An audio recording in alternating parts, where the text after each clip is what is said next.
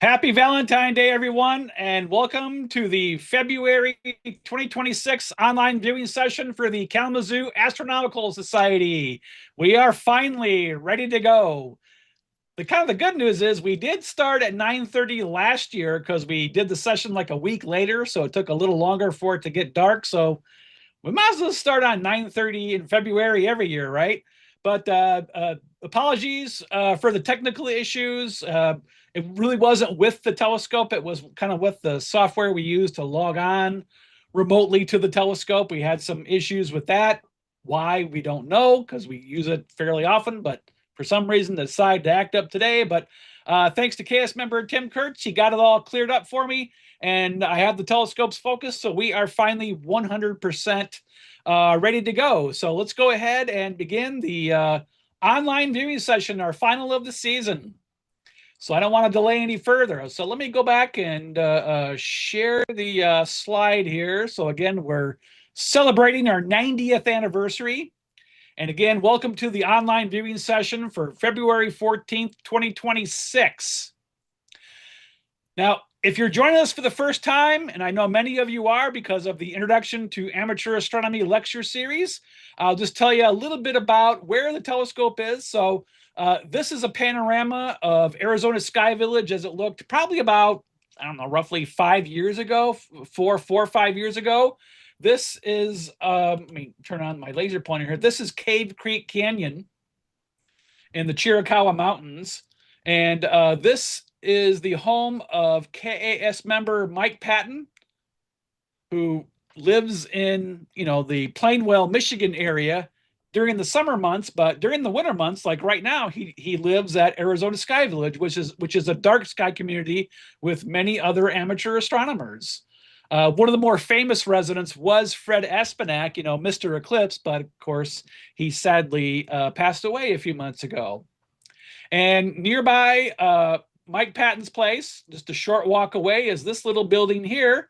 And that is Piishi Observatory, the home of the KAS Remote Telescope. So it's a 20 by 20 roll-off roof observatory.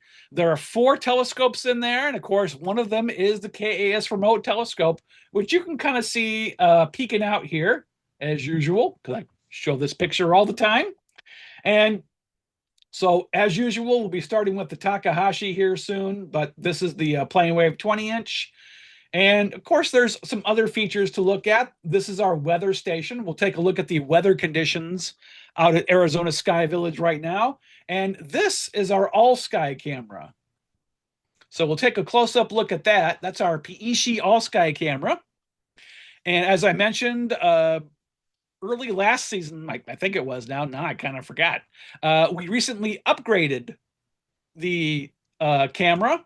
So now we use a ZWO ASI 183 MC or color camera. And that's coupled with a Fujinon 2.7 millimeter f1.8 fisheye lens to give us a view of course, the entire sky. So let me go ahead and switch over to my browser. If I can figure out which one that is. Well, there it is. And you can see we're all focused now, so we'll turn that off and we'll switch over to this tab here. And so here's the current view with the all-sky camera. This is the roof of the observatory rolled off. We still got to figure out what's causing it to be lit up like that because it should be nice and dark. And you can see Mike Patton's neighbor has his light on, but hopefully he'll turn that off later.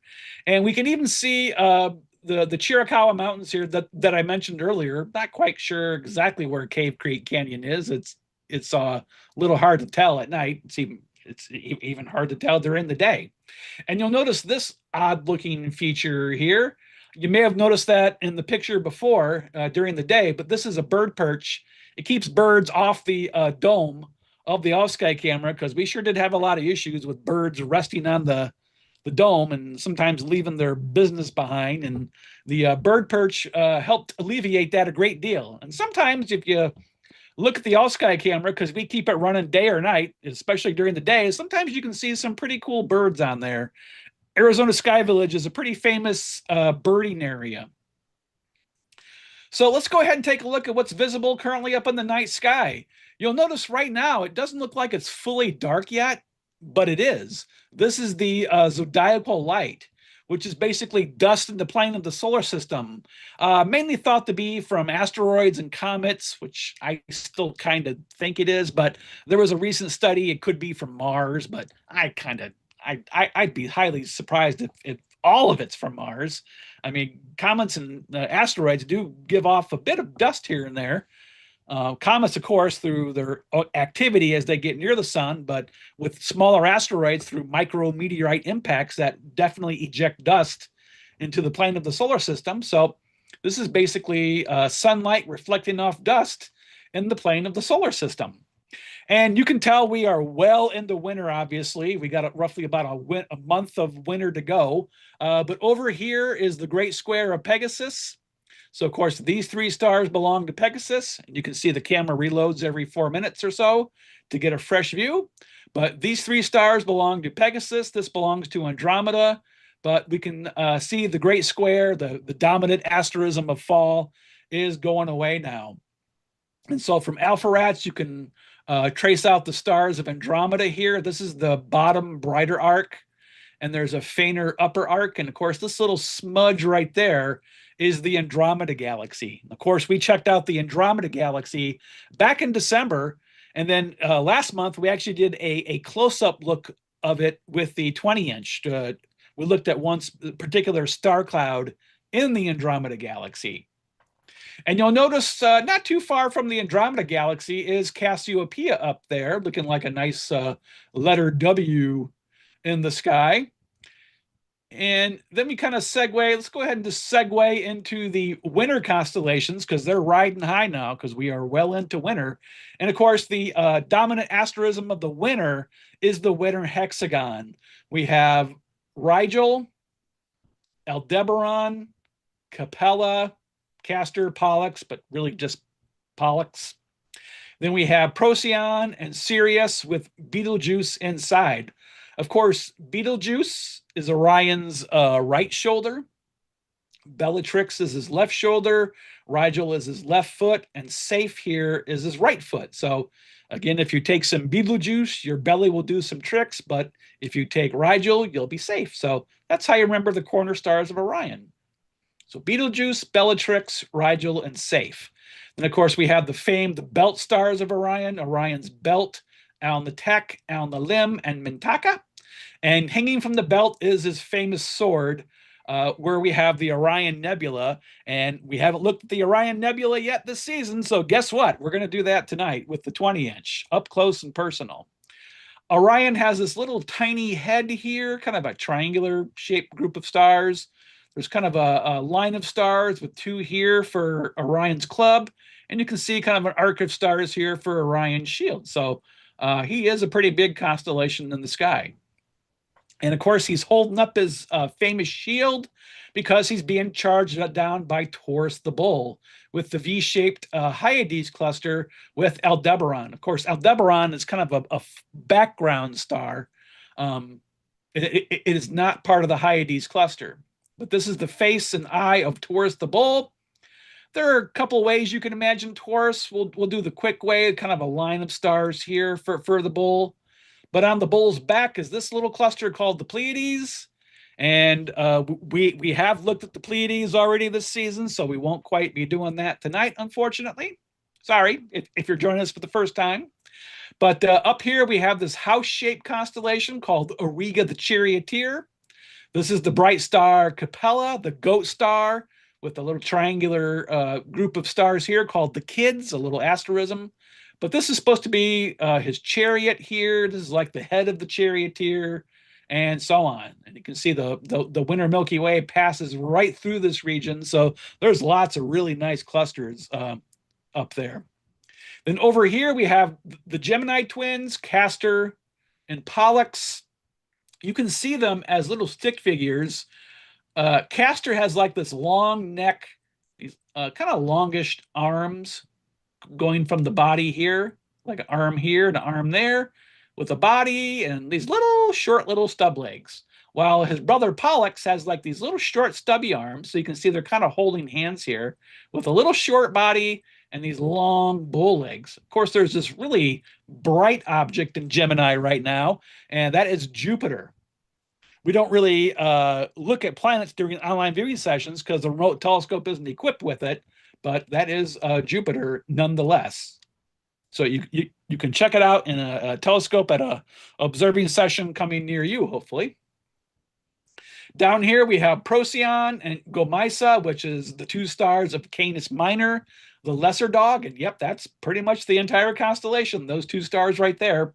And then we end with Sirius, the brightest star in the night sky, which is the heart or kind of the nose of Canis Major, the great dog. You can imagine a triangular shaped head. That's one way to look at it. So that's his nose, a little stick body here with kind of a leg here and a leg there and kind of a tail going off in this direction here.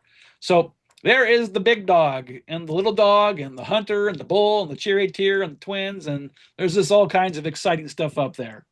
And you'll notice we can now see the sickle, which is the main asterism in Leo the lion. So there's Regulus, and that does tell us that spring is on the way. We do see a streak here. I'm not sure if it's a satellite or possibly an airplane. It doesn't look like we can kind of maybe zoom in here.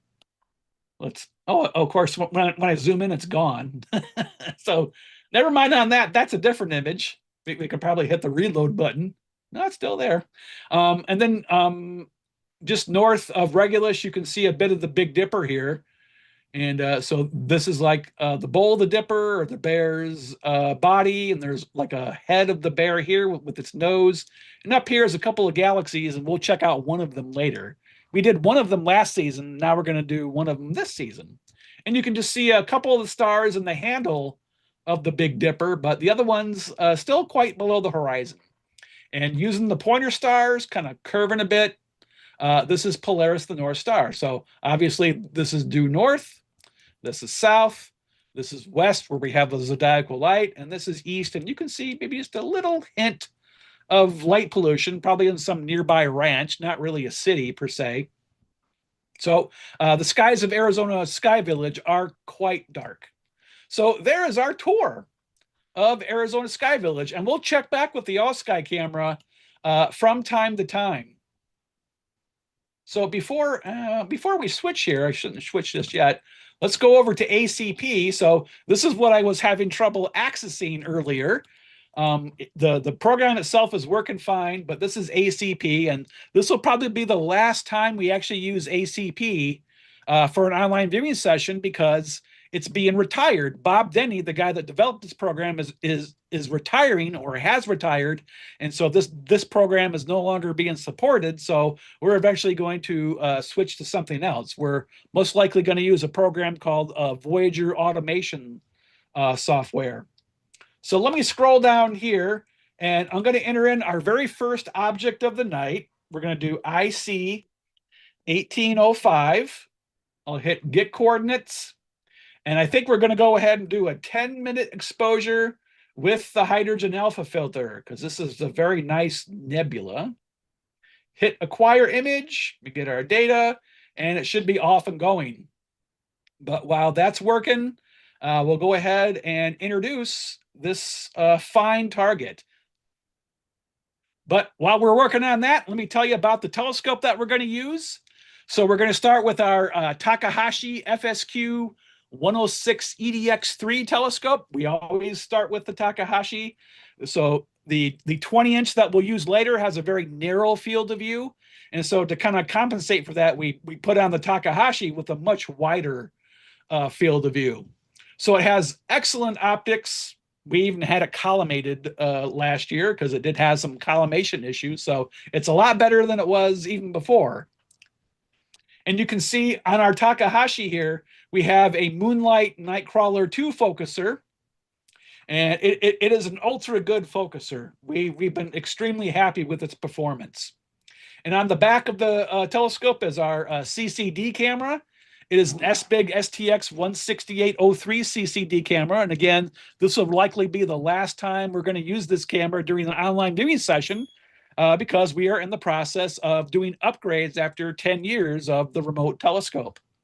So it is an old CCD camera. It's still an excellent camera by any means, but of course, CMOS cameras are taken over. They're cheaper to make. The A lot more research has been put into them, so the noise is much lower, the sensitivity is higher.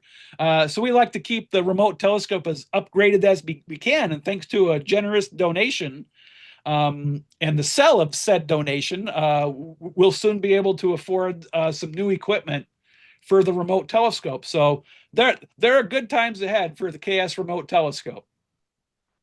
So it is a full frame camera, and it's a big chip too. The next camera we'll get is like 36 by 24 millimeters, your kind of standard full frame, but this thing is nearly 37 millimeters square. And it's 16.8 megapixels, doesn't seem like very much today, but for an astronomical camera, it's just fine. Okay, we'll skip that there. So this is our very first target of the night that the telescope is currently slewing to. And because it is Valentine's Day, I thought this should obviously be our first target. So we're going to do IC, or Index Catalog 1805, the Heart Nebula. So this target was discovered by William Herschel on November 3rd, 1787. The designation IC 1805 is actually classified as an open cluster, but it is also associated with a diffuse emission nebula cataloged officially as Westerhout 4. But if I put Westerhout 4 up here, no one's going to know what I'm talking about. So it's better to use IC 1805, the Heart Nebula. So it is also cataloged as Sharpless 2-190 in the Sharpless catalog of nebulae. And of course, the name describes how the nebula looks in wide field images only, not visually, because this is a very challenging visual target. And so that's one of the great things about online viewing sessions is we can look at stuff you normally can't really even view under dark sky conditions with a reasonably sized telescope. So I've heard another name for this is called the Running Dog Nebula, because that's how it appears through a telescope, but I've never actually seen that referenced anywhere because it is such a widely imaged target. I think most people just call it the Heart Nebula because, spoiler alert, it's going to look like a heart when you see it. So this is a general position of where it is in the sky.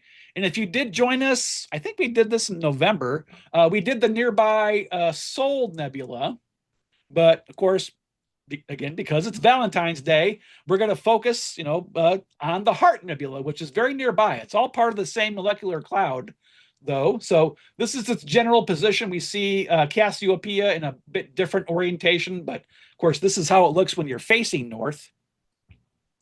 So that's roughly where it is in the sky. But it's basically located 5 degrees east-southeast of Epsilon Cassiopeiae, or 4.6 degrees north-northeast of the more famous double cluster down here. So there's Epsilon Cassiopeia. Go 5 degrees east-southeast, and you run right into it. So that's a much easier way to track it down if you want to try to do it the old-fashioned way. But of course, everyone today uses go-to telescopes. But the double cluster is pretty easy to see from dark sky sites as well. All right, so let's switch back to the browser. Let's see how we're doing. I mean, we are doing a pretty long exposure, 10 minutes. And you can see we are already guiding. And of course, it took some time to slew over to the target. It had to do some plate solving to center the target.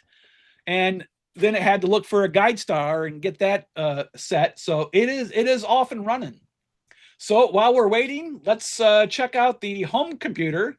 This is the computer I was going to use if we couldn't resolve our technical issues. So this is the computer that I'm connected to that's in the warm room at Arizona Sky Village. So this is the actual computer that controls the remote telescope. And we are going to be retiring this computer very soon as well. In fact, we just got authorization by our board of directors and the KS here to replace the computer. So the money has been allocated, and we're going to get a new computer here pretty soon because this one is 10 years old. It's running Windows 10, but maybe I shouldn't mention that because it is a security issue.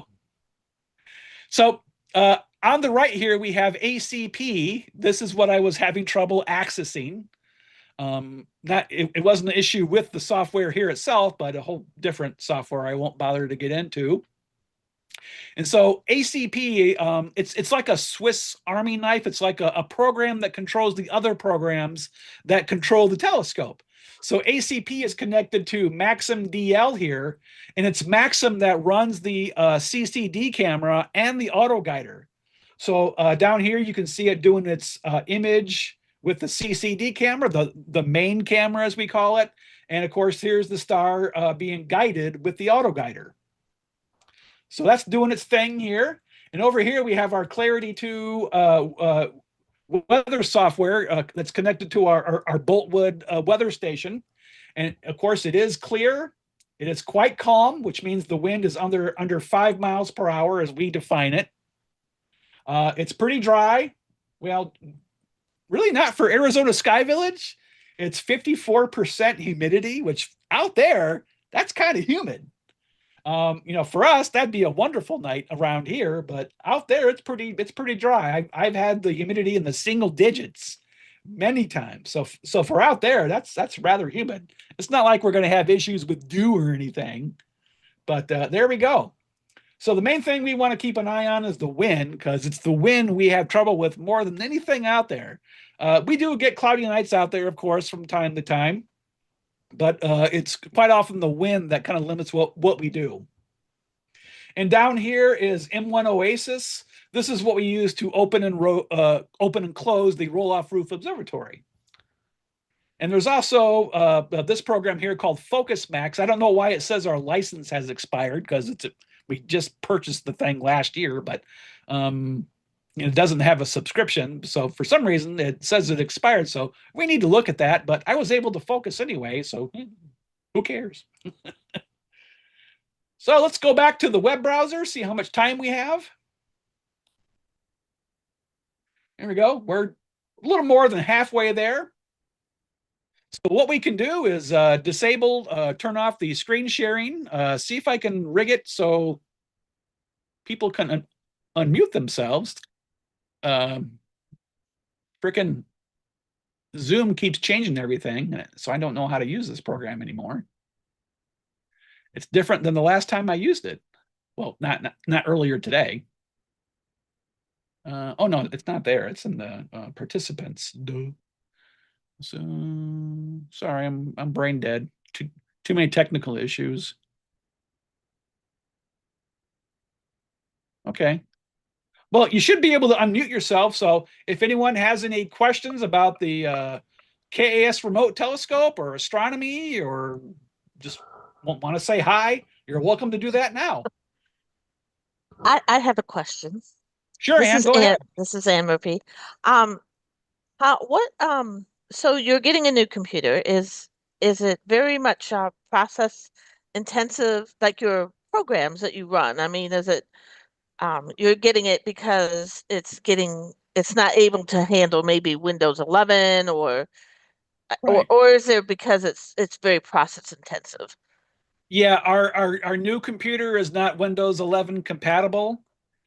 Oh, And okay. it is 10 years old. There's much quicker stuff out there, and since we have to upgrade the software anyway, because it will require a little more processing power, we definitely need to do a new computer out there. Okay. All right. I was just curious if it was, if it was over the top. I mean, like people have games and stuff. There's a lot of processing power that they need. Yeah, So, but especially it's not. our new cameras have, the new cameras we'll get will be much higher resolution. Ah, okay. So we need a computer that can handle the larger files as well. I'm sure we'd run into many issues with the current computer with the higher resolution cameras that we'll get. Oh, okay. Yeah, that is true too.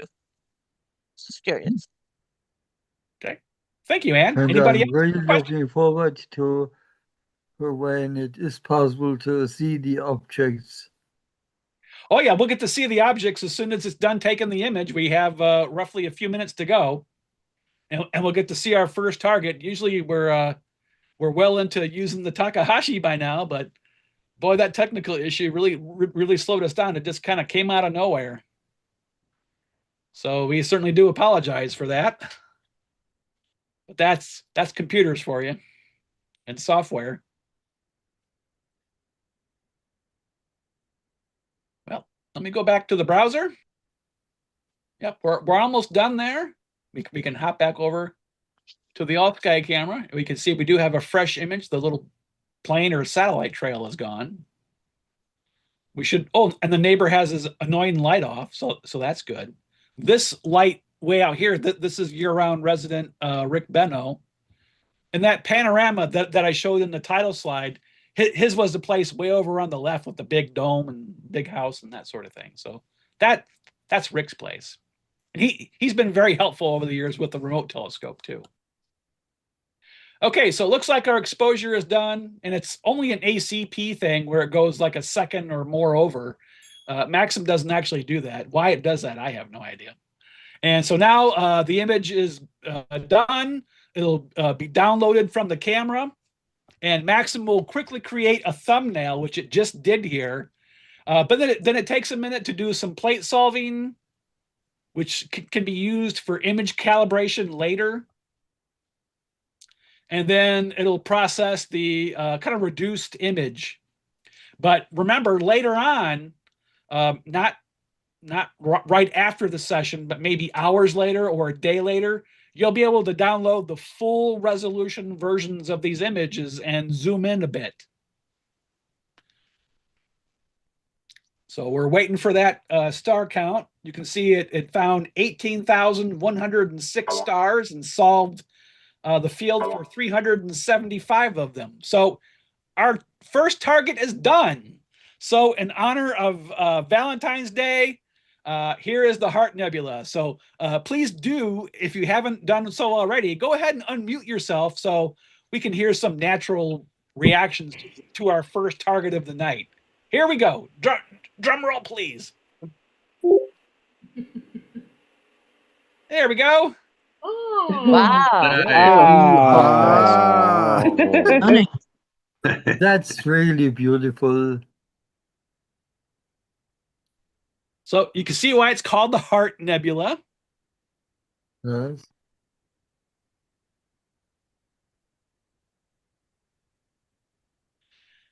So the Heart Nebula is located in the Perseus arm of the Milky Way galaxy, which is the arm a bit out from where the sun is in the Orion arm. It has a true diameter of about 330 light years. The brightest part of the nebula, which is a knot here on its western edge, is separately classified as NGC 896 because it was the first part to be discovered, obviously because it's the brightest. And there is a small open cluster known as below 15 that illuminates the nebula. And you can see there are a nice collection of bright stars around the center. So it is kind of a loose collection, though, of 60 visible stars in a region about 20 arc minutes across. And because it is fairly young, the cluster contains very young, blue, hot supergiant stars, about 1.5 million years old. And so they give off a great deal of ultraviolet radiation, and they basically excite the gases around them and cause them to glow. In a 12 or 14-inch telescope with a UHC or ultra high contrast filter, it is pretty faint. It is a very challenging target again. And the most obvious part is a dim 30 arc minute long streamer of stars south of below 15, or a streamer of gas. And so in a 16 to 18-inch telescope, it is an extensive circular hazy glow. So again, you can't really make it out as a heart in most amateur telescopes, really just in images with amateur telescopes. So there you go, little bit of scientific info on the Heart Nebula. And I wasn't planning on doing this year, but I figured, hey, it's Valentine's Day. We have to do the Heart Nebula. So that is our first target of the night. So we'll go ahead and close that. Maybe we'll check it out again later. I'm going to scroll down here, and I think I can. I don't know if I can do the Barnard designation. I don't remember. Oh yeah, it works. Okay, so let's go ahead and stick with our 10 minutes with the hydrogen alpha filter. I think this will work. And hit image, acquire image. And we'll let that do its thing. So allow me to introduce our next target. So our next target is B33, the Horsehead Nebula, because, you know, horses are very romantic animals. So I figured, hey, what the heck? We'll go ahead and do the Horsehead Nebula. It's one we often do toward the end of the season anyway. So the nebula was first recorded on a photographic plate in 1888 by the Scottish astronomer Wilhelmina Fleming at Harvard College Observatory. And so Edward Pickering, visible here on the left, claimed that his maid could do a better job of identifying and cataloging the observatory images. He said this to his male staff, so eventually he fired them. And he hired his maid, Fleming, along with several other women who became known as his computers. Back then, they weren't the desktop version, but they were the female variety. And so they did all the routine calculations and measurements on photographic plates. It was actually a great deal of work. It's almost pretty much what all astronomers do today. So, and this is Wilhelmina Fleming right here. So she is the one that discovered the very well-known Horsehead Nebula. So in addition to discovering the Horsehead, Fleming discovered 58 other gaseous nebulae, 10 novae, and more than 300 variable stars. You can see there's a variable star chart on the wall there. And Fleming became the first American woman to be elected an honorary member of the Royal Society of London. And photographing it in 1894, Edward Edmondson Barnard, the very well-known E.E. Barnard, a great visual observer, described it as dark mass, diameter 4 arc minutes, on nebula strip extending south from Zeta Orionis. So here is its general location in the sky. It is, again, just hanging off Alnitek there, or Zeta Orionis, very close to it. We'll see the star in there. And so it's basically located about 30 arc minutes south of Alnitek, or Zeta Orionis, which is the easternmost or lower left star of Orion's belt. And you can kind of see they gave it like a little indent there. That's the orientation of the Horsehead. So the horse kind of is tilted on its side as it kind of hangs off Alnitek there. So that's where it is in the sky. And Orion is the only constellation that can be seen in its entirety from all the world. Very true, because it is very close to the equator. You know, I really didn't need to do a 10-minute hydrogen alpha shot of this one. I could have done 5 minutes with a clear filter. That may actually look better. So, you know what? What the heck? I've changed my mind. Let's go ahead and stop here. That'll save us a little time too. Let's switch to the luminance filter and just do a 5-minute shot, because it'll look really good with that as well. So I'm changing things on the fly here. I think that'll be more impressive, because it is so bright, especially with the cameras that we have.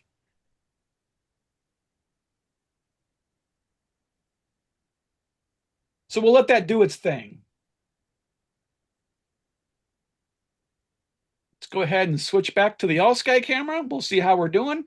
And I didn't mention this earlier, but if you ever do want to check out the all-sky camera, you can check it out right now. And if you do catch a meteor that I missed, you can let me know and I can switch over so everyone can see it. But you can go to our menu here. It's the same on every page. Click on the remote telescope menu and go all the way down to the PEC all-sky camera. and it'll take you to this page right here. Okay. You want to go out? Go, mommy. Don't forget, those of you visiting at home, if you talk, everybody will hear you.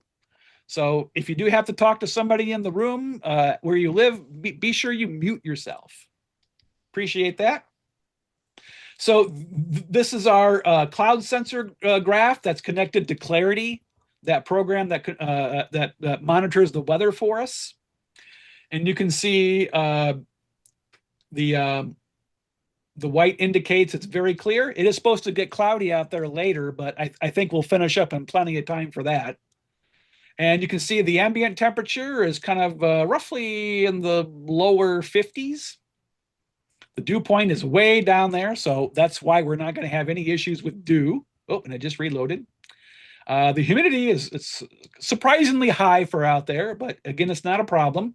The wind is what we worry about. The yellow line is when we consider it windy. And then above the red line is when the observatory, or at least the telescope anyway, shuts down. Because at 10 miles per hour, the 20-inch gets a little jiggly. So we tend not to use it when it's that windy. And this just measures the amount of daylight or lack thereof. You can see it's kind of flat line there because it is fully dark out there. And we just have other little fun features like the windy chart. You can switch it to like I don't know, like a satellite view, which probably doesn't work right now because it's nighttime. You can do kind of more infrared view, but there's no clouds obviously because it's clear out there. We use the famed clear sky chart. You can see the scene is kind of rough right now. It's supposed to get better later, but hopefully it'll get better a little earlier than predicted. So far the guiding looks good, so I'm guessing the scene is fine. And I just have a few other fun things like a little weather outlook and a moon phase calendar. So you're again welcome to look at the camera here, day or night. We basically keep it running most of the year, but we do shut down the remote telescope from early July to early October because of the monsoon season.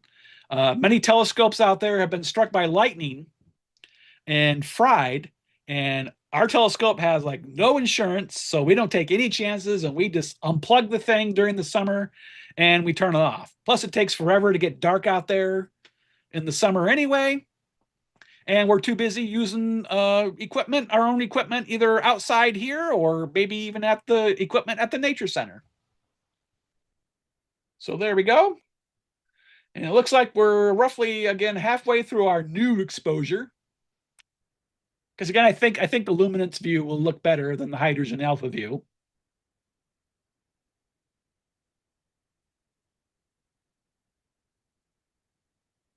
And we'll just let that run its course.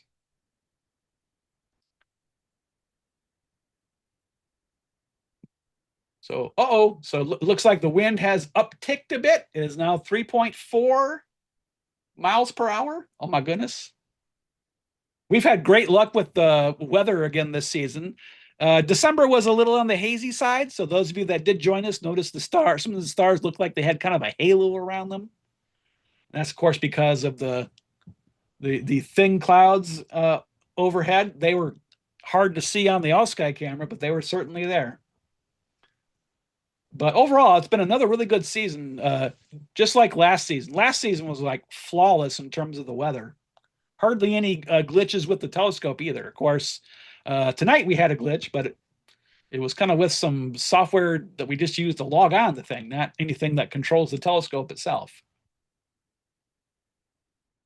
Oh, we can just wait here patiently for the exposure to finish. And again, I welcome comments or questions. I really haven't had a chance to look at the chat because of our technical issues. Hopefully we again have people joining us from around the world.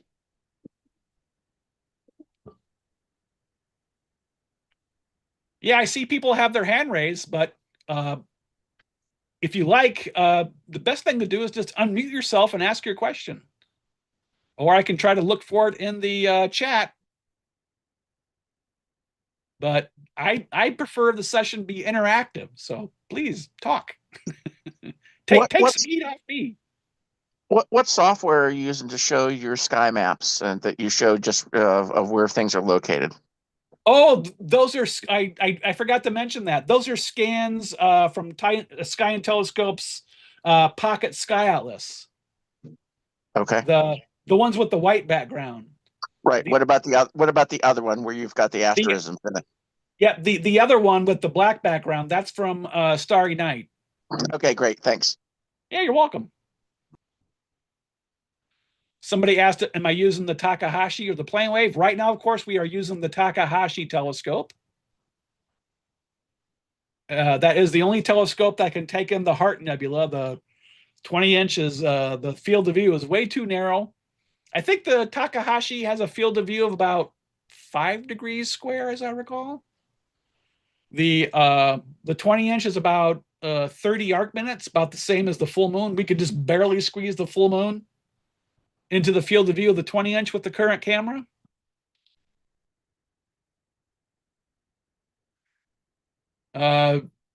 This meeting, of course, this meeting is being recorded. I don't think I'll have it up by tomorrow. That's what somebody is asking in the chat earlier. But I tend to release these things maybe about a week or a couple weeks later. Usually I release the online viewing sessions a bit sooner. With general meetings, I tend to wait upwards of a month. And then, of course, for the lecture series, I tend to release those a week later because people keep asking me, and I release it so they basically leave me alone. to be brutally honest, because that is by far the most common question that I get with the lecture series. Is it going to be recorded? The answer is yes, 1,000 times yes. They are always recorded, unless I forget, which I did do one time last year, which was for the best anyway, because it was still pretty long, like it was this year. All right, I think I heard the exposure finish up there. Oh, there we go. So now it imaged 44,707 stars. So it's trying to identify some of those.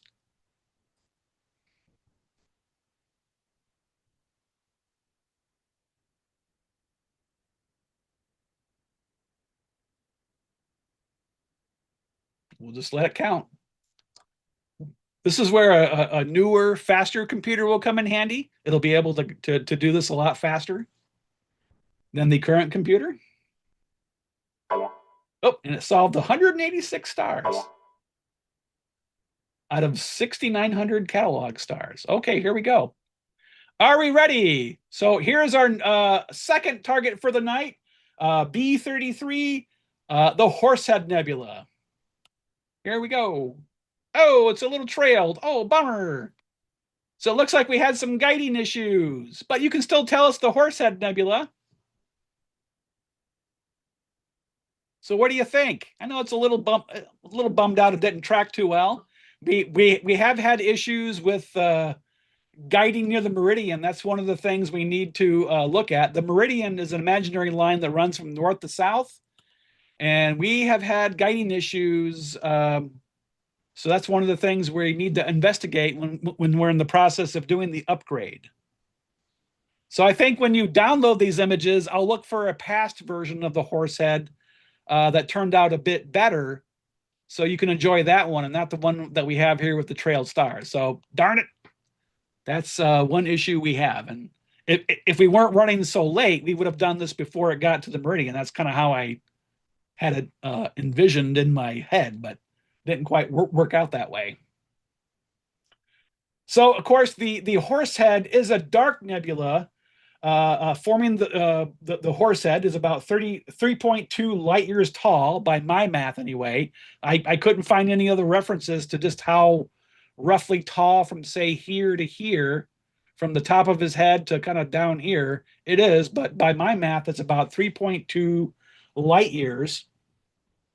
And so, of course, this whole region is part of the much larger Orion molecular cloud complex, composed of two giant molecular clouds, in fact, Orion A and Orion B. The Horsehead is part of Orion B. The background emission nebulae seen here is IC 434, and that was discovered on February 1st, 1786 by William Herschel, and it's illuminated by the nearby star Sigma Orionis. Is there a chance that before the session is over, we could see a comet? I don't have any comets planned. I don't know of any that we could check out right now. We have done that before, but I don't know of any that are really exciting to look at right now. So the Emission and Reflection Nebula NGC 2023 is located to the Horsehead's lower left, which we can say is in this direction over here. And that was also discovered by William Herschel in January of 1785. NGC 2023 is illuminated by a star called HD 37903, which has a spectral class of B2VE. So it's a main sequence B-type star, much more massive and hotter than the sun. And of course, this right here is NGC 2024, the Flame Nebula, which we did check out close up last month. So there we go. A little trail, a little disappointing, but when you do get to download the images later, I will use a little better view. So that, again, it's one of the things we're working on here. Can you point out the trail? I don't see where and maybe because I don't know a lot, but is that right there? Do you have the mouse? Yeah. Is that what you're talking about? Is that the trail that ruins the picture? No, that's a satellite trail. Oh, okay. I think NGC 2023 is right here. Okay. That's what I was talking about earlier. So this is NGC 2023. This is NGC 2024. This line is IC 434. Richard, what kind of a telescope would you need to see this visually? I've only seen the Horsehead through a 36-inch Dob at the Winter Star Party. It was very easy to see in that. Now, years ago, we were using our old 12-inch in our observatory. We used to have a 12-inch Schmidt-Cassegrain in there, and we were able to follow IC 434 until it stopped and started again, but we couldn't make out the actual shape of the Horsehead. But in that 36-inch, it was plain as day. That was awesome. Trails that he's talking about are, if you look at an individual star, it's got a little tail sticking off of it. And that's because the tracking for the telescope drifted a little bit. It did, yeah. Again, that's an issue we have near the meridian quite often. Okay, so there we go. That is the Horsehead. Can you see the Horsehead Nebula with the plane waves? Yes, that we can do up close.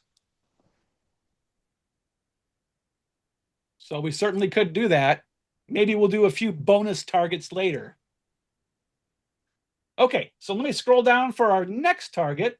Again, kind of another Valentine's Day themed one. We'll do NGC 2244. And yeah, let's go ahead and do, I definitely want to do H alpha this time. That'll make it look pretty cool. Okay. And back to the slideshow. All right, so NGC 2244 is one of the designations you can use for the Rosette Nebula. So, of course, many people for Valentine's Day like to get some roses. So here's a rosette for all of you from me and That's the Kalamazoo. One of those nebulas that I really enjoyed. Okay. Okay, so the nebula is cataloged as Caldwell 49 in the Sir Patrick Caldwell Moore catalog, which I talked a little bit about earlier today in the lecture series. It's basically a non-Messier type list. And the open cluster itself, NGC 2244, is Caldwell 50. So $49 for the nebula, $50 for the cluster. So we kind of get two for the price of one here, but one is definitely related to the other. And of Monoceros's 60 stars that make up the constellation or are within the border of the constellation, none shine brighter than magnitude 3.9. So Monoceros is not one of the major constellations people tend to hunt down, but it's right there within the stars of the winter hexagon, but it's often overlooked. And so the nebula does have several designations, but I'll show you that on a close-up later. So this nebula was discovered piece by piece. The English astronomer John Herschel, son of William Herschel, found NGC 2244, the cluster in the center. The German astronomer Albert Marth discovered NGC 2238, which we'll show you soon. And the American astronomer Lewis Swift was the first to observe another part of this cluster called NGC 2237 and NGC 2246. So this thing is so big in the sky, it has multiple NGC designations. And it does cover 4 times as much sky as the full moon in its greater extent, but the brightest portion is about 22 arc minutes. It's about 3 times as far and 3 times the size of the Orion Nebula. This would be quite the sight in the sky if it were the same distance of the Orion Nebula. And it is located roughly halfway, located roughly at the halfway point between Procyon and Betelgeuse. So if you did use like binoculars or a telescope, just draw a line between the two, go right in the center, and that should take you right to it. But it is big. Just kind of keep that in mind. So it's good for binoculars and maybe telescopes that have a wide field, perhaps with a nice nebula filter. So here's its position in the sky. You can see it is kind of isolated here. There are no major stars close by to use it. You know, Procyon's pretty far away. So again, it's good to draw a line between Procyon and Betelgeuse and go smack dab in the middle here. So there it is here. And one of the great things about Sky and Telescope's Pocket Sky Atlas is they do have some close-up charts. And because this is such a significant region, one of the close-up charts is with the Rosette Nebula. So we can see NGC 2237, which is nebulous, 2238, which is another cluster, 2246, again, part of the nebula. And again, NGC 22 is the big cluster in the center. So this is a pretty busy region in the disk of the Milky Way galaxy. All right, let's go ahead and see how we're doing. All right, so we've slewed a bit. We probably had to cross the meridian. Otherwise, we'd be further ahead. So our guiding looks okay. Hopefully it doesn't go crazy like it did before. But we're not quite as close to the meridian this time. We still got a ways to go, so go back to our all-sky chart. So again, there's Procyon. There's Betelgeuse, and we are currently imaging right about there. Not quite right on the meridian, which is where we have the issues. Because the Horsehead's like right on the meridian right now. And the Rosette is like right about there. I don't know if we can see it if we switch to the full resolution version. I don't think so. There, you can see a little bit of a haze here, but we don't quite pick it up with the all-sky camera. So there we go. Oh, looks like the neighbor has gone to bed. It's quite dark there now. Or perhaps he's out here using his little observatory. And you can see we do have the complete Big Dipper now. We have the handle and we have the bowl. You can see the legs of the bear. And it's even hard to make out some of the stars of the Little Dipper there. Our camera doesn't quite pick them up.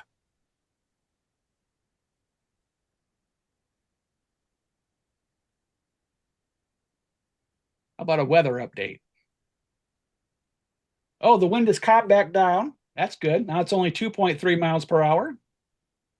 Boy, the humidity is almost 60%. That's practically unheard of out there. Maybe that's a sign that weather's on the way because it is supposed to get cloudier, as I mentioned earlier. So everything looks pretty steady. I think we're in good shape. So we can give the screen sharing a rest there. And again, if anyone has any questions or comments, welcome to take them. I can take a look at the chat. Richard, on your new camera that you're getting, what is your expectations that you're going to be able to get a lot more data in a shorter amount of time? Or is it going to be things are going to be a lot sharper, or you're going to have a wider field of view, or all of the above? We won't quite have as wide of a field of view because the newer cameras, they're still going to be full frame, but they're full frame as in 36 by 24, not like nearly 37 millimeters square. But the new cameras are much more sensitive, so we should be able to pick up more detail in a shorter amount of time. They're much higher resolution. But the main thing with the newer cameras is the noise and the sensitivity. Just the noise gets less, the sensitivity gets greater.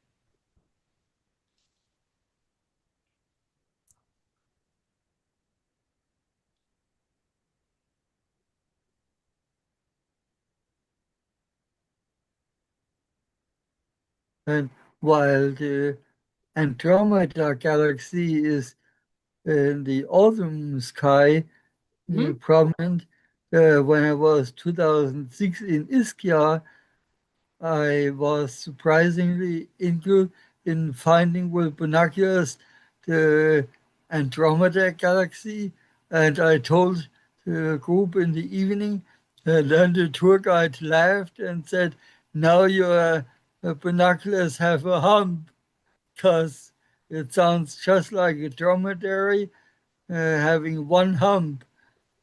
So I also screamed for laughter. The Andromeda galaxy. Yeah. Oh, it's a great binocular target. It looks fantastic in the Takahashi.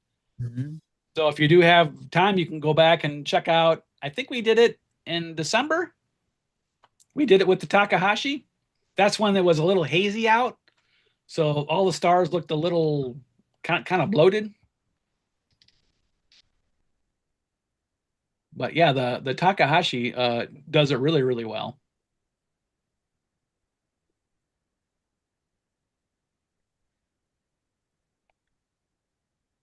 Oh, and of course, Denise mentioned that the Rosette Nebula is the state astronomical object of Oklahoma. That's one of the things I mentioned on my list after the image comes out. So she spoiled it. That's okay, Denise. I'm not mad at you. All right, let's see how we're doing. No, we're probably got a long way to go. That's our all sky image. One of these days, we're going to see a really bright meteor on here, but not right now. Hopefully. Everything looks pretty good.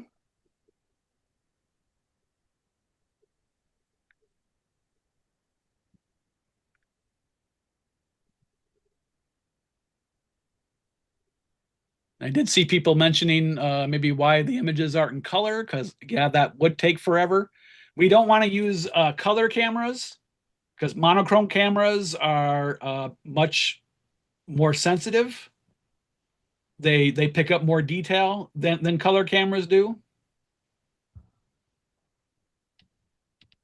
So we mainly, of course, use the remote telescope for, high-end imaging. So that's why we use monochrome cameras with filters as opposed to just a straight color camera. And the single images that we do anyway would be not too great in color. I mean, yeah, there would be some color, but it wouldn't be as vivid as you might imagine. It takes several images, hours worth, to really bring out the full extent you see in colors. If you do want a bit of a spoiler for this target, and if you want to see it in color, check out the astronomy picture of the day image for today. So on APOD, as we call it for short, the Rosette Nebula is featured again in honor of Valentine's Day.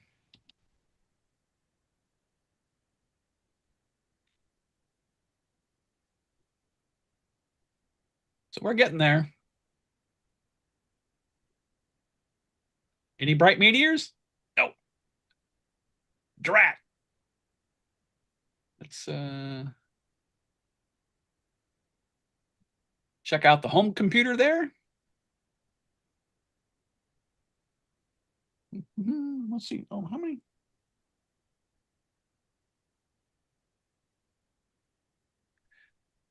And hello to the 22 people watching us via YouTube.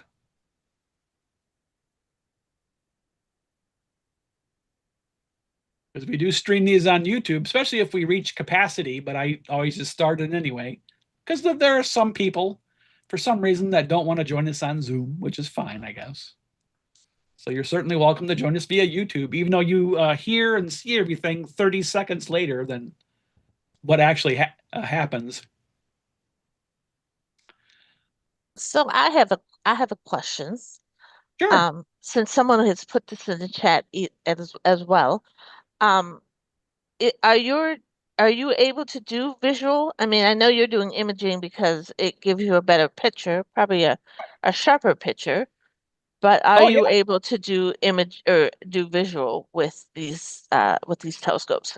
Oh, absolutely. As I'll mention toward the end of the night here, from April to October at the Kalamazoo Nature Center here in town, we do public observing sessions in and around Owl Observatory. No, so I mean, here, the remote cameras, the remote telescopes. Yeah, of course, we can't do visual observing over Zoom, and so the online viewing sessions are a great way to share these targets, especially in Michigan during the winter, because here it's usually very cloudy and very cold, and so we don't get to go out in the winter very much. No. So what this is called, and we'll talk about this in part 4 of the lecture series, this is called electronically assisted astronomy.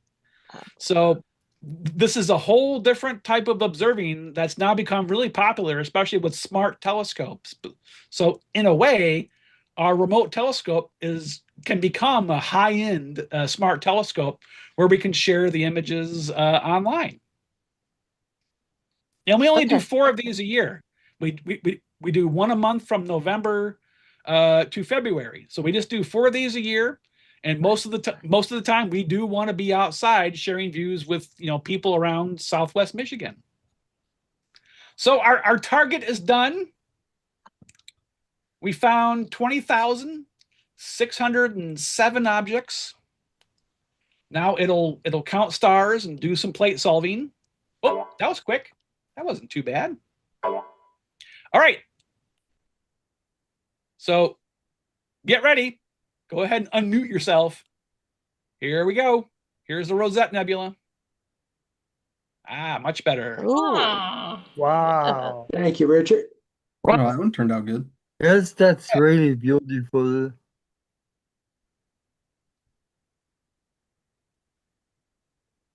So a rose for all of you on Valentine's Day. Now, we could potentially do this maybe around Halloween, because I've never really seen it referenced that way directly, but sometimes this is referred to as the Skull Nebula. But there is another object with that name called NGC 246. But I think by and large, it's widely known as the Rosette Nebula. So again, the nebula surrounds the cluster NGC 2244, which you can see right smack dab in the center, since that's what I actually typed in to search for. And this contains about 100 members and formed within the past 5 million years or so. So for stars, that's relatively young for at least sun-type stars, but the Rosette has much more massive ones. The cluster itself is about 43 light years in diameter, while the nebula is 130 light years in diameter. You can just kind of get a hint here, and you can see it in today's astronomy picture of the day, that there's a lot of extended nebulosity as well. But of course, in longer images or more images stacked together, combined together, we could really pick that up. But in just the single image, it really brings out the bright center. So the estimated mass of this region is about 10,000 solar masses, making it one of the more massive emission nebulae known. So there's still a great deal of potential for newborn stars in here. And as Denise spoiled, on April 16th, 2019, the Oklahoma legislature passed Bill HB 1292, making the Rosette Nebula the official state astronomical object. Oklahoma Governor Kevin Stitt signed it into law on April 22nd, 2019. I don't know how many states have a official deep sky object, but of course with Michigan, it'd be, cloud cover. That'd be our official deep sky object because that's what we see. Do you know the official insect for Michigan? I do not. I believe it's a mosquito. That'd be my guess. That's what I was going to say, but I don't want to say it.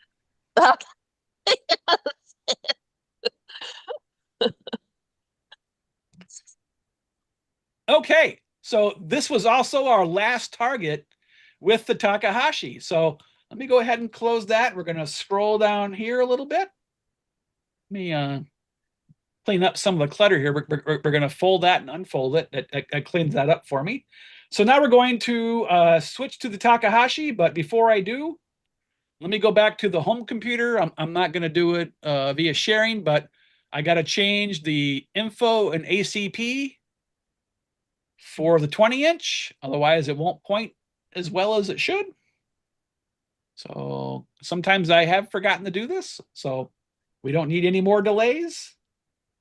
So that has changed. And now we'll switch to the 20-inch. So that doesn't take too long.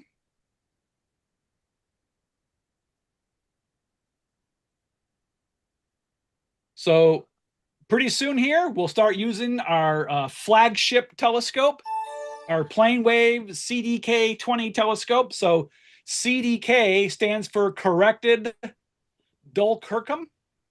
Dole Kirkham is not a widely used design, at least it wasn't until Planewave started developing these. So it has an ellipsoidal shaped primary mirror and a spherical secondary mirror with a lens group. That's the corrected in CDK. So normally you just have the ellipsoidal primary mirror and a spherical secondary mirror, but the lens group helps us get really pinpoint stars with no coma, where comets look, or stars look like little comets toward the edge of the field of view. So that's what the little corrective set of lenses in the back is. So of course, the 20 in CDK 20 indicates that the primary mirror has an aperture of 20 inches. And just now in ACP, I entered that it has a focal length of 3,454 millimeters, which gives it a focal ratio of f6.8. We did recently inherit a focal reducer that we may install maybe later this year or next year. That'll help give us a little wider field of view with the 20-inch. That might be nice for the newer cameras, but we'll see how that works out. It is a pretty heavy telescope. When we first put it on the mount, 4 of us lifted it out of the crate and set it down. And it pretty much has an all carbon fiber construction that helps minimize thermal expansion. So we did everything we could to help minimize the changes that you might get in focus through the night. Again, this image is a little dated. We never did get this updated this season, but we no longer use the on-axis guider. We have the filter wheel and the telescope, plugged right in how the on-axis guider is here. And now the auto guider is done with a small auxiliary telescope. We might not keep that configuration because, again, we've had some issues with it, flexure, which does happen. But eventually we'll probably get an off-axis guider as opposed to an on-axis guider. I won't bother to explain that unless you want to hear more later. But this is the kind of the old configuration of the imaging chain or train, but everything is the same except we don't have the on-axis guider, and The autoguider is hooked up to a different telescope right now. Now, all the pointing is done with our software BISC Paramount ME2, which is a very nice German equatorial mount with a lot of counterweights on it, probably too many. We need to look at that. And the mount itself can hold up to 240 pounds. Of course, the main telescope is only 240. The Takahashi is no more than 25 pounds. So we're not really anywhere near taxing the mount in terms of its full capacity. And I'll allow you to maybe check out this detail on your own. Of course, you can visit the Software BISC website to learn more about these mounts. We plan to do some upgrades to the mount too, but just in terms of circuitry, kind of the motherboard that controls everything, we'll get a upgraded version here pretty soon. Okay, so let me switch back to ACP here. I'll do it so you can see what I'm doing. We have successfully switched telescopes. So we'll enter in our first target of the night, and we're going to do M46. Hit get coordinates. 5 minutes will be more than enough. Oops, not 2,300 seconds. That'd take forever. And we'll do the luminance filter, and we'll hit acquire image. I'm going to switch back to the all sky camera real quick. You can check that out, but I got to hop on to the remote computer here and just kind of clean up the desktop a little bit. It always gets a little messed up after we switch telescopes. There we go. Eventually, we'll be able to show you the telescope in action. We used to do that with our old webcam, but we switched to a newer version, and we have to purchase like a license to show the images on a web browser. But I can view it on my iPad here and see what the telescope is doing in the observatory. It's really cool, too. You can even see stars in the background now. I wish I could share it with you. All right. So I think we're still on the browser. Everything looks good there. We should be slewing to our target. What happens here is it does a 20-second exposure to capture some stars and do some plate solving so it can precisely center the target. And this wouldn't work unless I put in the proper aperture and focal length of the telescope, which I did. So that should work just fine. And while we're waiting, let me tell you about our target. So our next target is M46.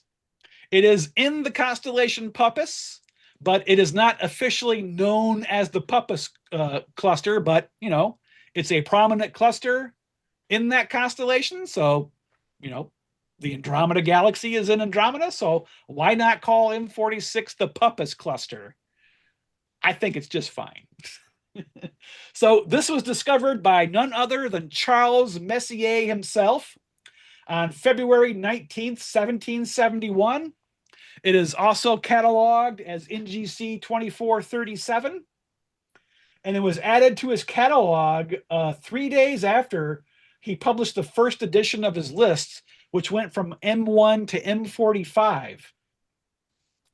John Louis Emile Dreifer, who compiled the NGC catalog in 1888, as I mentioned earlier today during the lecture series, described it as very bright, very rich, very large.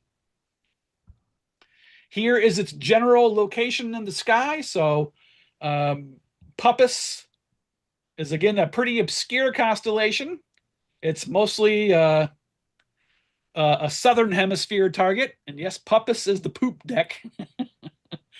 It's probably part of the old Argo Navis constellation.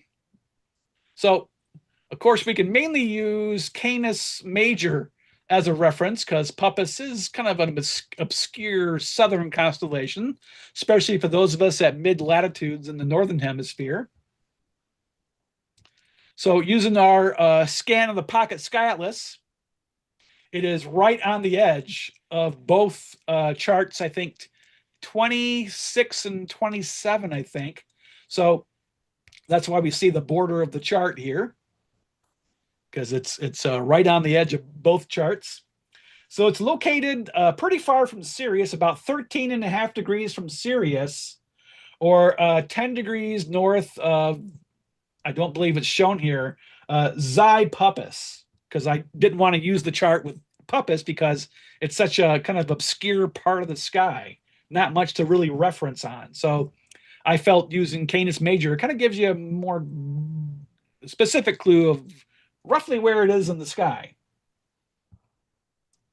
So M46 is actually 1.5 degrees east of M47 up here, but the two are not related like the double cluster. Was there a question?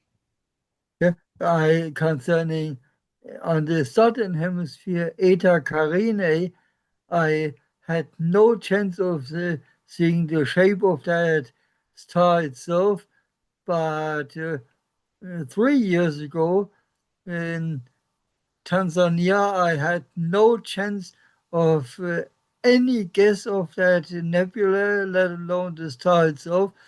But last year, I was able on Zanzibar to photograph that nebula, but sadly not the star itself.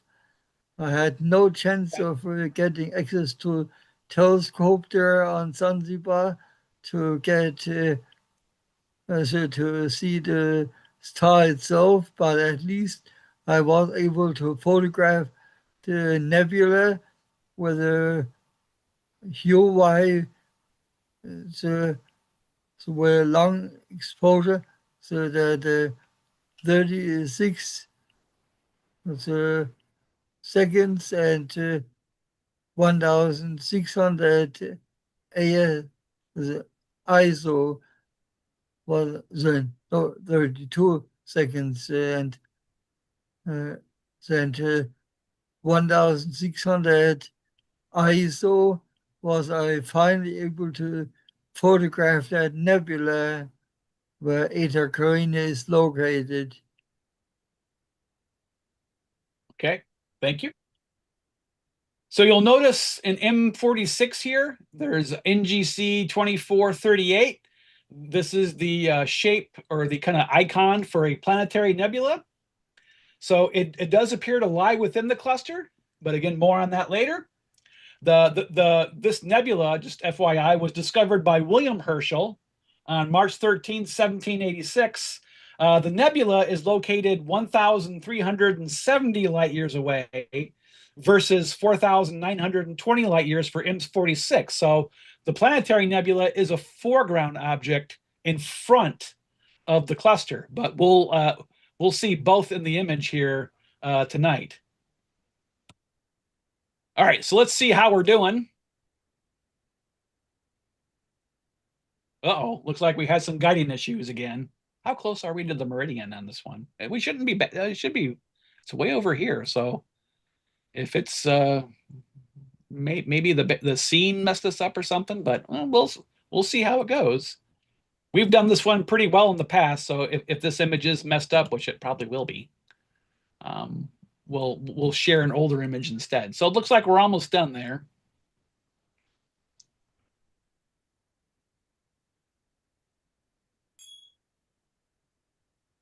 All right.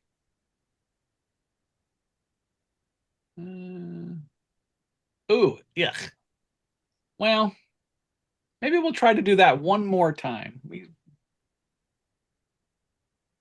We're doing okay on time. Well, that looks terrible. I don't even want to click on that one. It looks so bad.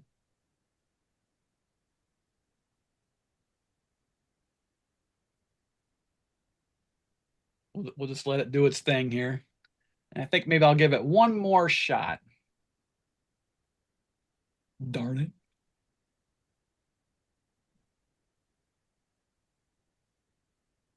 Well, I could hit stop, but I don't think it would stop anyway.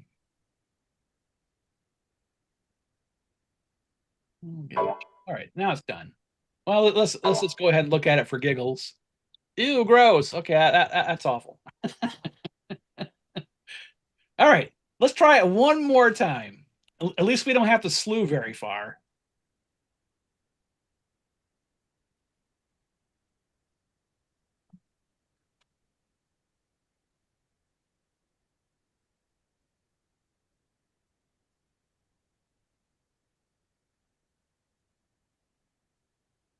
So it's definitely not our meridian issue. It's something else happened. It is fairly far south. If the scene is rough, it could have lost the star. But who knows? It's worth giving it one more shot.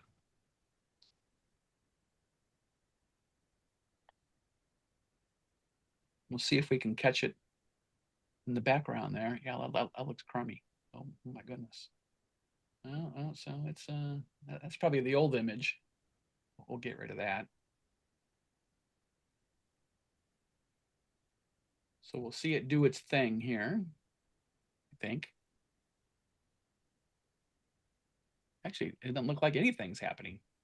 Let me go back.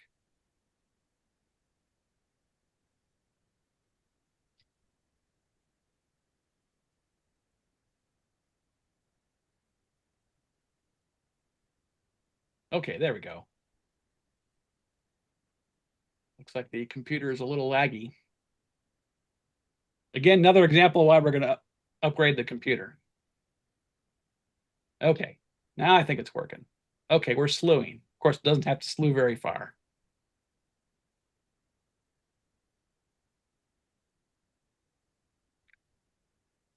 Now it's going to do its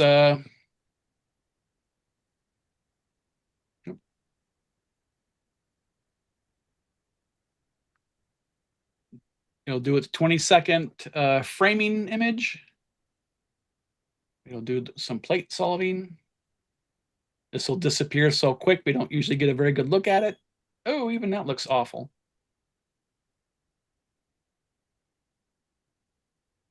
Well, if we lose the guide star, maybe we'll double back to it later.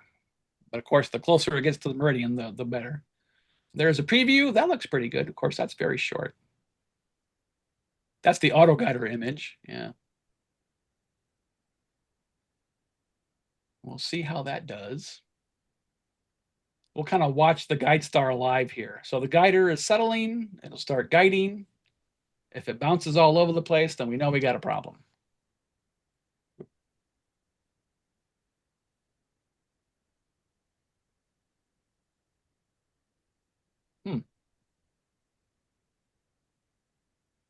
This is at least the second time we've done this one. We didn't have any issues the last time we did it, which was a few years ago now.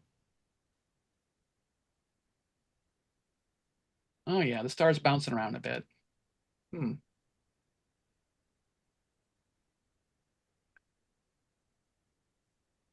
Well, we'll be patient. We'll see what happens.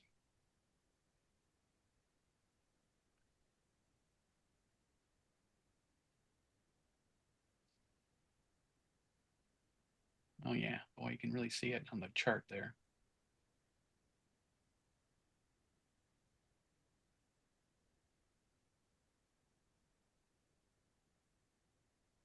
Now the humidity is up to 60%. My goodness. What has the world come to?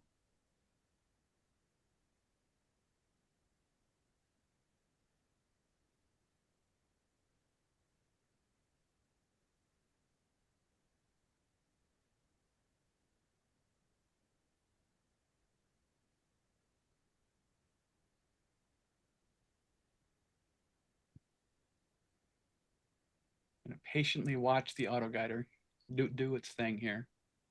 Because we don't get real-time updates on the guide star in ACP. We just watch the graph, which we could do, but it's more fun to watch the star bounce around, if it does bounce around. Hopefully it doesn't.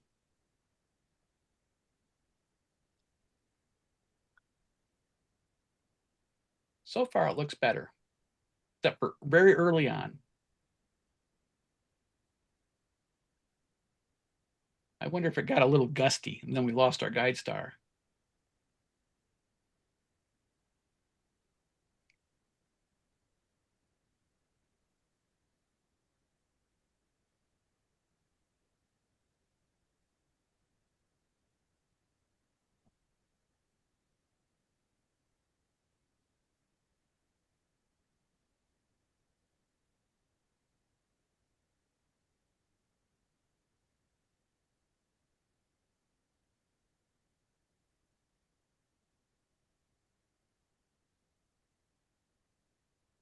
Looks pretty good. Well, let's take a chance. So you can see it kind of blip there early on, but hopefully that won't affect the image quality too much. So everything looks pretty good there. You can see the Big Dipper has gotten a little higher. You can really see the winter Milky Way, not nearly as vivid as the summer Milky Way, because we're looking toward the outskirts of the galaxy here. So not nearly as many stars as if we were looking toward the center of the galaxy, which we do in the summer.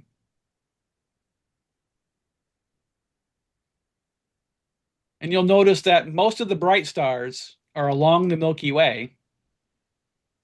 And as we go above or below the disk, it gets kind of sparser because we're looking out into truly deep space where you have all the wonderful galaxies.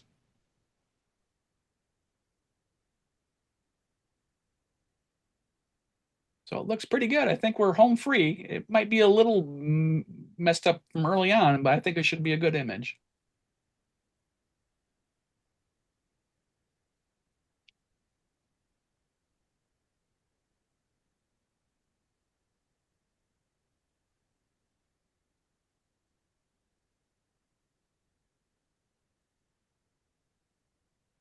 Almost done.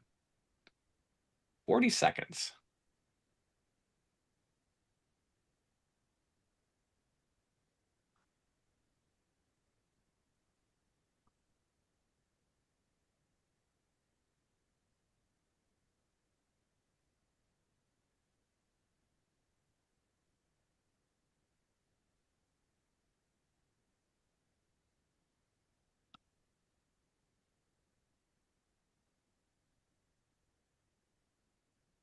Somebody asked, does the KAS ever do any events or attend anything in central Illinois?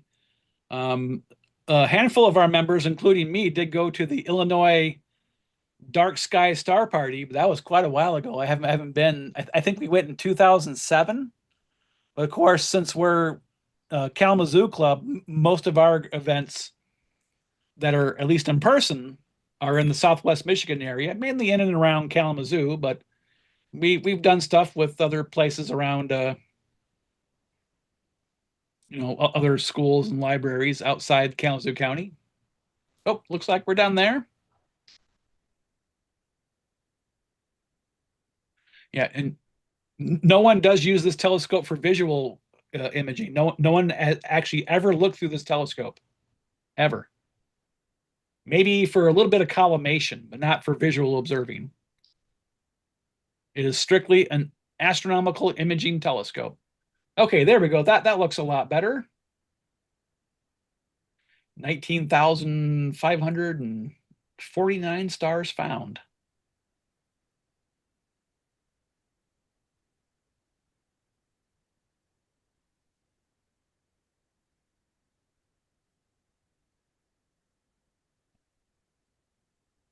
All righty. Now we're just waiting for it to do the plate solving. I can already see the planetary nebula. That's it right there. All right, here we go. So here we go. M46, a bunch of sparkly diamond-looking stars for you on Valentine's Day. Oh, it still looks cruddy. Oh, bummer. But the planetary, this is probably from early on, but the rest of the image looks pretty good. So that's disappointing. Darn, two in one night. That hardly ever happens. So when you do get to download these images later, I'll put in one that looks better from a previous session. So just a few quick things on this. I won't spend too much time on this. There are roughly 150 stars ranging from 10 to 13th magnitude in this cluster. And the total stars in the cluster are estimated to be around 500 or so. It has a combined mass of 453 solar masses, or 453 times the mass of the sun. It has an approximate age of 251 million years old. And the brightest, largest spectral type is A0. Remember, OBAFGKM? The sun is a type G star. So type A stars are much more massive and hotter than the sun. And it has a true diameter of about 37.8 light years. The cluster appears larger in the infrared, kind of like body heat type thing, suggesting the mass segregation with fainter stars migrating in a tidal tail to the south and west is likely due to a past interaction with perhaps a molecular cloud or stuff like that. So you see that with the Pleiades too. There's kind of a trail of stars behind the Pleiades because it's plowing through a large dark molecular cloud. But even though the planetary nebula is a foreground object, there is a protoplanetary object in this cluster, but it's not, of course, observable with our telescope. And while there is always the talk about millions and billions of years, the chronological age of the universe is about approximately 10,000 years, but scientific age is, of course, much older. And there was a man whose right leg kept on hurting, and then his wife said, "Now you go to the doctor." He went to the doctor. When he came from the doctor, he said, the doctor knows nothing at all. He said, "It's because of the age, but my left leg is just as old as my right and does not hurt." Okay. So let me hit acquire image for our next target, but our next target requires really no introduction. It's one of the greatest showpiece objects in the sky. So it is none other than M42, the Great Nebula in Orion. So ironically enough, even though this thing is visible to the unaided eye, it was not known to pre-telescopic observers, which is just amazing. It's amazing it wasn't discovered visually before. At least there's no record of it. It may have been mentioned in the Mayans' creation myth of the three hearthstones. And in the myth, the nebula represents the embers of a fiery creation. That may be a reference to the Orion Nebula. But it's not mentioned by Ptolemy in the Almagest in the 2nd century, or by the Persian astronomer Al-Sufi, who published the Book of Fixed Stars in 964 CE, even though they charted other patches of nebulosity in the sky. Tycho Brahe in the late 16th century and Johann Bayer designated this region as Theta Orionis. Galileo observed this region in 1610 and 1617, but made no note of nebulosity. Of course, his telescopes weren't the greatest of optical quality. It was first discovered for sure by the French astronomer Nicolas Claude Fabry de Piersic on November 26, 1610. It also has the NGC designation of 1976. M43, which is this part here, is part of the Orion Nebula, which surrounds the bright star in the center called Bond star. It's one of the easiest deep sky objects to find. It's right in the sword of Orion. You cannot miss it in binoculars, just right below the belt stars. And so here's just a little closer view here. There is a lot of other cool nebulosity in the region, like the Running Man Nebula, which we've done before, but we don't have it on the schedule for tonight. So you'll just have to join us on another year, I guess. So we'll see how this goes. Again, we're kind of close to the meridian. We weren't supposed to be so close to the meridian at this time. Oh, we'll scroll back up here. And boy, for some reason, I didn't hit it. I hit it, but I didn't hit it. Let me get coordinates. Oh, no, it is working. Okay. It's already slew there. Okay, phew. So it's just now locking onto a guide star to give us nice pinpoint images, because no equatorial mount is perfect. If we did like 1 or 2 minute images, it would look pretty good unguided. The mount's that good. So sometimes maybe with some of those earlier objects, I should have just turned the autoguider off, and we probably would have been better off, because we can go 5 minutes with the Takahashi and it doesn't look too bad. Now we're only going to do a 3 minute exposure because, of course, the Orion Nebula is really bright. it doesn't take much to bring it out at all. We could easily do 30, 60-second exposures, and it would look pretty good. And if I remember correctly, then one time I was able to photograph the Great Orion Nebula, having been the only real nebula that was able to photograph. About star clusters, I was able to photograph the Pleiades. And you can see we're pretty well past the meridian now. So there's the Orion Nebula there. We can kind of go to the full resolution view, and you can just kind of make it out. It's that bright knot right there in the middle. That is the Orion Nebula, right behind the negative sign there, the minus sign. So there it is. There we go.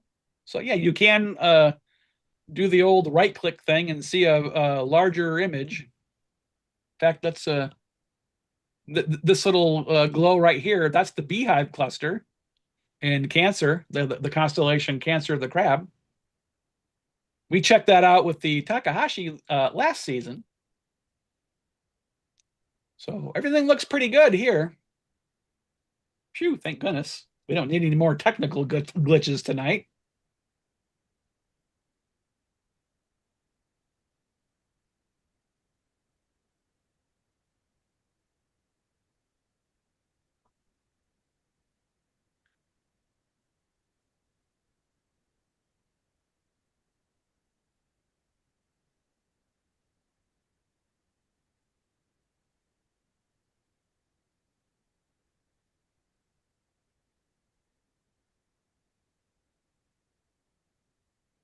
You can see we cool the camera chip to minus 20 degrees Celsius.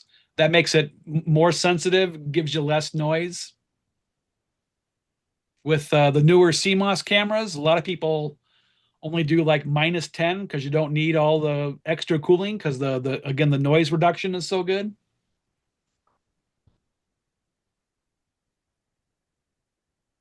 Here in Michigan in the summer, we have a hard time cooling our cameras to minus 20 C because it's typically kind of warm at night. I even though it's pretty warm out west, we've never had issues cooling these cameras. The electronics are so good. All right, we're done. There it is. Even the thumbnail looks pretty darn good.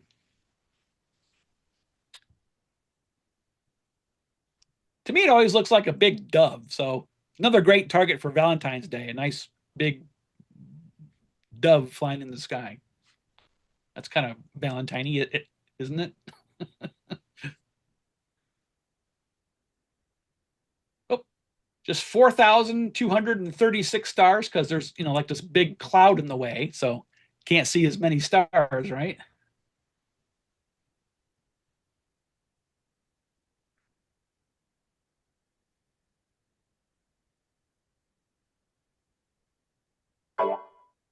Yay. All right. Here we go. Unmute yourself. Here is none other than the Orion Nebula. Ta-da! Wow.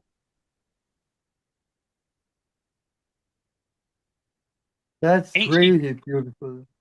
Ain't she beautiful?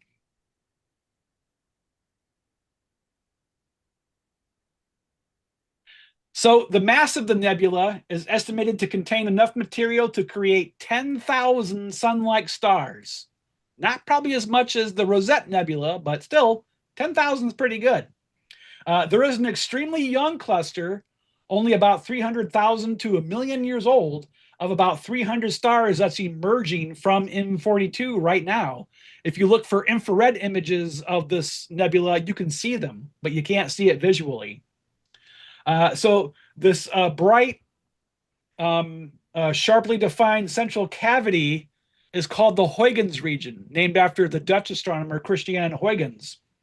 The star Theta Orionis, which is really washed out there in the center, is a multiple star system, really a cluster in a cluster, called the trapezium.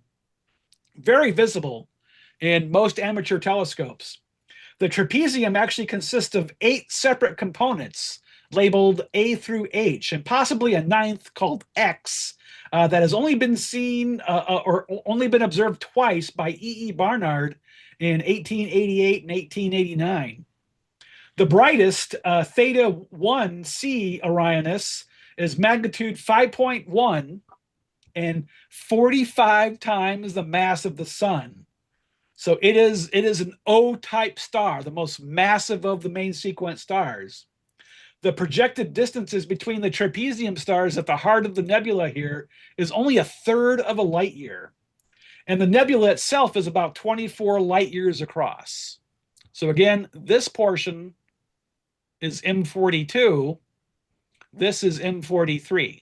So again, 2 for the price of 1, but it's the same nebula. Just we have a bit of dark nebulosity here, dark clouds of obscuring dust and gas that make this thing appear to break into 2, like with the Trifid Nebula. It's called that because the dark nebulosity breaks it into like 3 parts, really kind of 4, but more commonly 3, hence the name, the Trifid Nebula.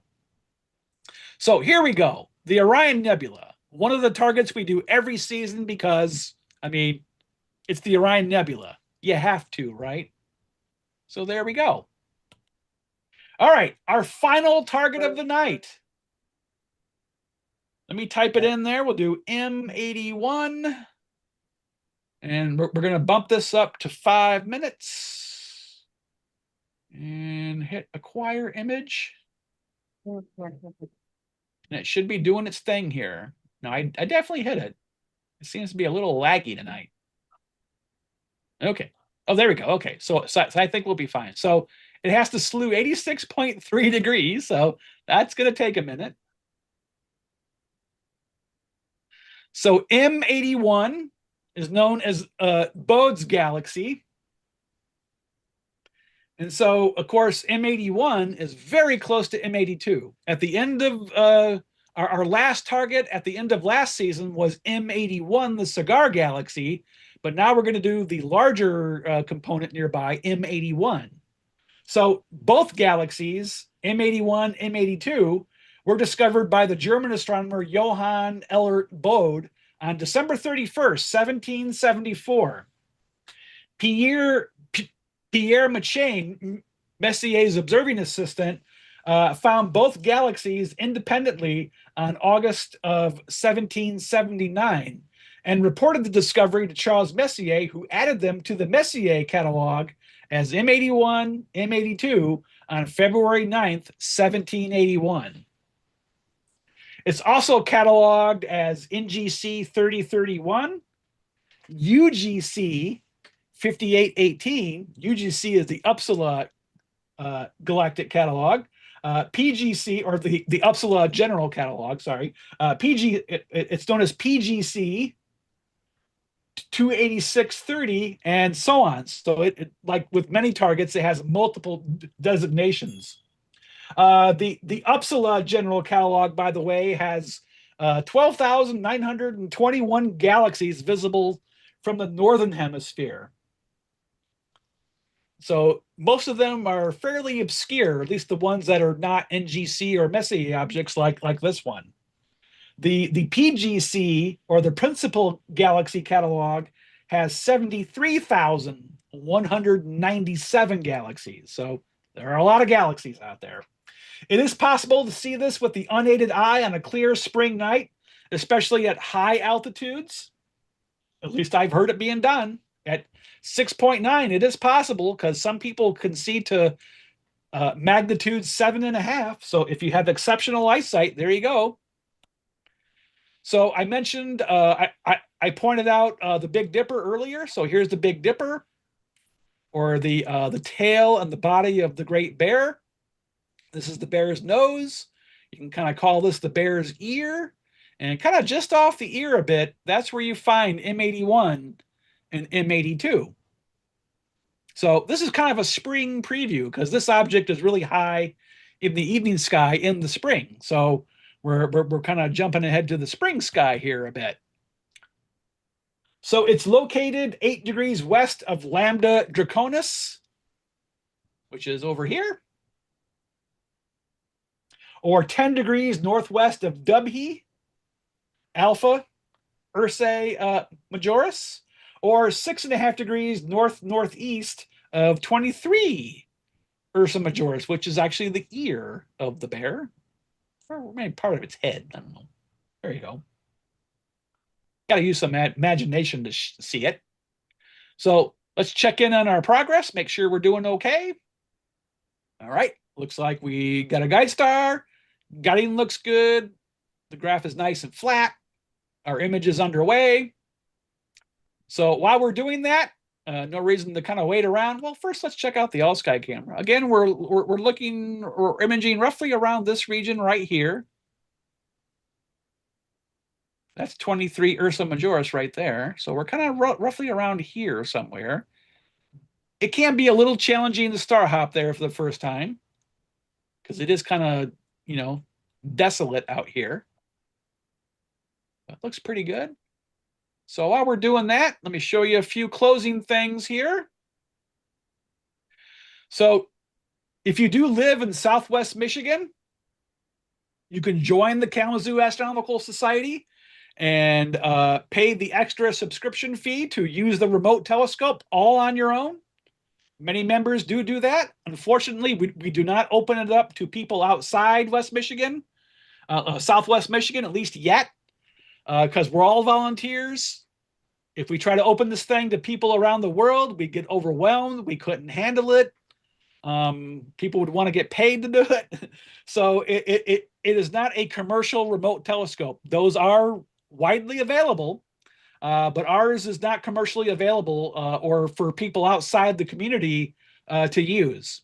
We just can't handle the load. I'm sorry. So you have to live in one of the counties in red to qualify to use a remote telescope on your own time. If you want to be notified about future online viewing sessions and you're not a member, you can join our online viewing session email list. I don't plan to send out any emails because our season is pretty much over now.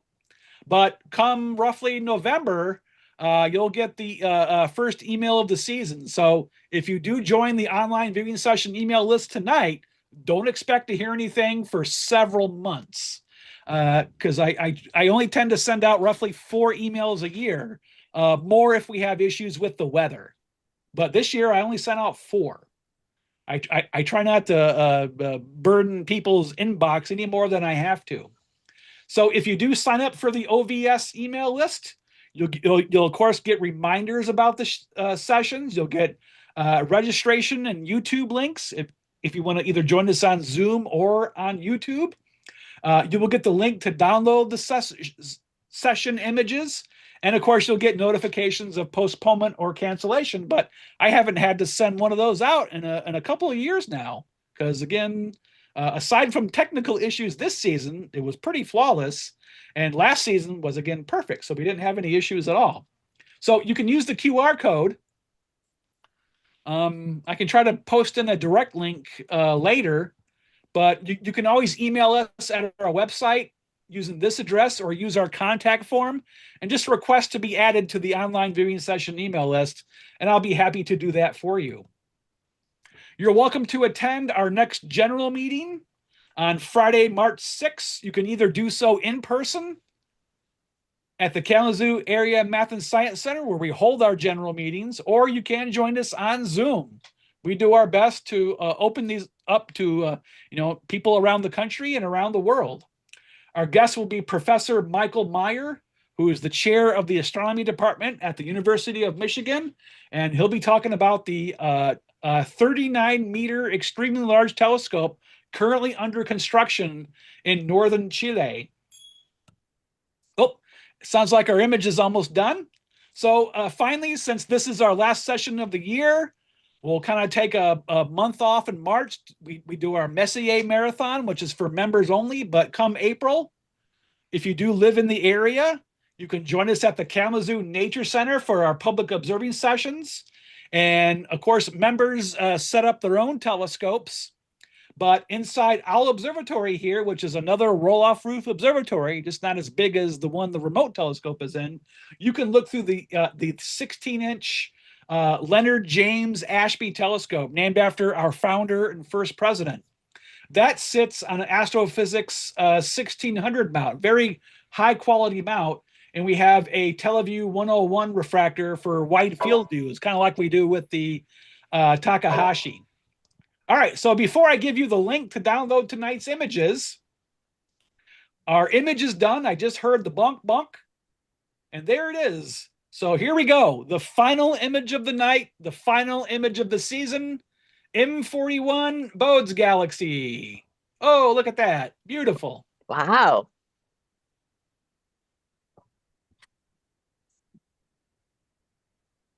Pretty quiet out there. Did you guys fall asleep on Pretty me? late. Wow. Pretty late. Welcome to astronomy, lady. And I was able to stay awake this time, the entire time. And on the massage chair, I was able to reach deep sleep for almost a 3/4 hour. And now I was able to stay awake for the entire session. Well, great. Okay, so let me tell you a little bit about this object. This is a type SB galaxy, which means its arms are wound kind of intermediate. They're not really tight. They're not really loose. So it's classified as an SB galaxy.